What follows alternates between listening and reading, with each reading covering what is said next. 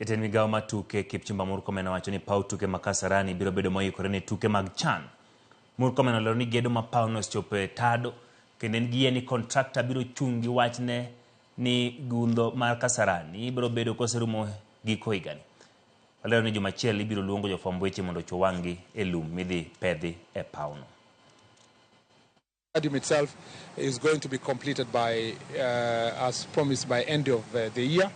They are now at the level of putting the grills for the ones that will hold the roof, and eventually they will put the roof. What we are working on also is the grass, because I know you people are debating about the grass. The grass needs to be ready for CHAN. And then after CHAN, we will improve also the quality of the grass. Not the quality of the grass, the mixing of the soil. There is a proposal of a new way of doing it.